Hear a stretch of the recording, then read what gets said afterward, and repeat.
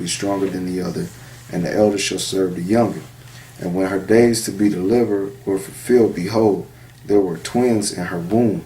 And the first came out red all over like a hairy garment, and they called his name Esau, which is the father of you so-called white people, and those that descend back to Caucasian race.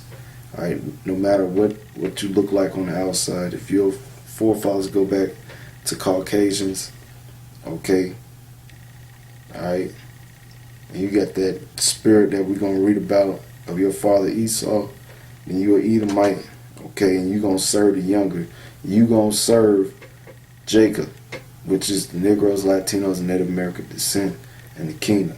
That is your God-given right. You're a homeborn slave. Okay? You want to get upset with somebody, get upset with Esau, and get upset with the Most High. Okay? That ain't my fault you're an Edomite. Alright, verse 26. And after that came his brother out, and his hand took hold of Esau's heel, and his name was called Jacob. And Isaac was 80 years old when he bore them. Alright, and you notice they didn't describe Jacob because Jacob was normal. Okay? Because he was a human. Okay? An earthly being. Different shades of brown. Okay? But Esau came out red. Alright? And that's what you Caucasians are. You're different shades of red. Because your blood shows through your skin. Alright? Making you abnormal and subhuman. Okay? This is verse 27. It says, and the boys grew, and Esau was a cunning hunter and a man of the field. And that's the characteristics of you so-called white people. You love hunting and you're good at it. Straight up. Okay, anytime you go to Walmart, or anytime they have a gun show or a gun knife show, or they got a gun store or whatever, you already know who's in there. It's a so-called white man. If you see a possible Negro, Latino, Native American in there, and they in that spirit where they be always decked out in camouflage and they into guns and shit like that, chances are they probably an Edomite. Okay? Chances are. Okay? And they get all into it, man. Like, I took hunter's ed in middle school, so I understand the spirit of Esau when it comes to hunting. And how, like, they set up ways to catch animals and all types of shit, man. Because that's the spirit of their father. They're cunning hunters and man of the fields. That's why they love outdoors. Camping, rock climbing, skydiving, fucking skiing, snowboarding. Help me out. Just being outdoors all the time, man. Hell to them all, man. But that's Esau. It says, a man of the field.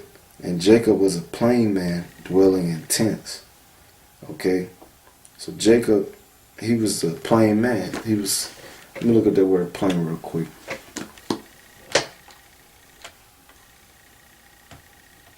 Because this is also the characteristic of our people. Genesis 25:27.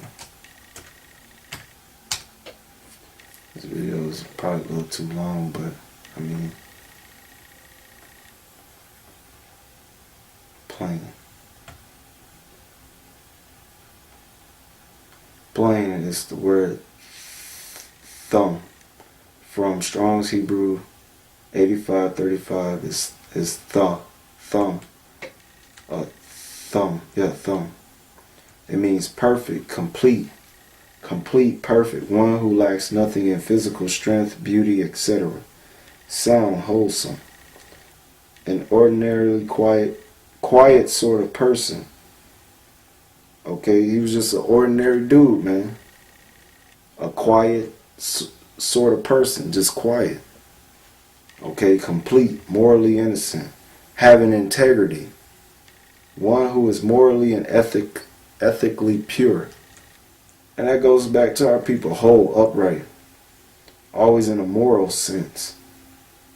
Okay, it says Jacob was an upright man dwelling in tents, where thumb appears to indicate that the milder and passive disposition of Jacob as opposed to the more ferocious character of Esau. Okay, because Esau, he's violent, man. He's a violent, wicked, perverse creature, man. Talking about you so-called white people. Okay?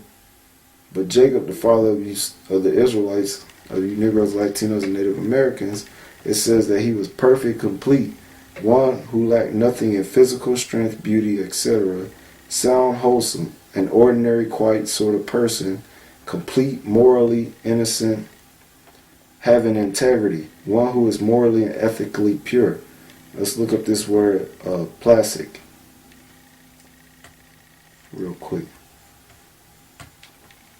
P-L-A-C-I-D. Hopefully I spelled it right. Yeah. Placid. Placid, meaning pleasantly calm or peaceable, unriffed, tranquil. Serenely quiet or undisturbed. Okay. Peaceful. See, having a calm appearance or nature. Oh man, that's pleasing, gentle. Okay, that's right. So that word placid means pleasantly calm, peaceful. Okay, someone that's quiet or of a calm disposition. That's the spirit of an Israelite. That's the spirit of Jacob. Okay, and he was a whole upright man, having integrity. It says, when it says, as used in particular in Genesis 25:27, all right, it says Jacob was an upright man dwelling in tents, all right, or a plain man. That's what it says, but it means upright when you look it up.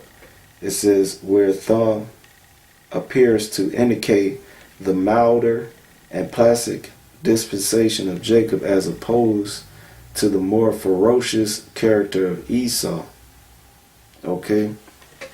And that's the spirit of our people. We just want peace, man.